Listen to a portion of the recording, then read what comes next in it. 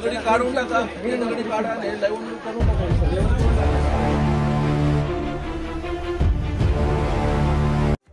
गेल्या आठवड्यात माथेरानमध्ये झालेल्या रेकॉर्ड ब्रेक पावसामुळे शहरातील अनेक प्रमुख रस्त्यांची मोठी दुरवस्था झाली आहे. विशेषतः शार्लोट लेक, इको पॉइंट, सनसेट पॉइंट आणि इतर प्रमुख पर्यटन स्थळांकडे जाणारे रस्ते खराब झाल्यानं पर्यटक आणि स्थानिक नागरिकांना चालताना मोठा त्रास सहन करावा लागतोय.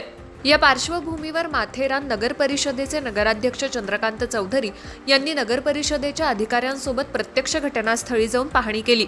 विविध ठिकाणी खराब झालेल्या रस्त्यांचं मोजमाप घेण्यात आलं. तसंच दुरुस्तीच्या कामासाठी आवश्यक बाबींचा आढावा घेण्यात आला. यावेळी संबंधित अधिकाऱ्यांना रस्त्यांची दुरुस्ती तातडीनं सुरू करण्याचे आणि कामात कोणताही विलंब होऊ नये अशा स्पष्ट सूचना देण्यात आल्या.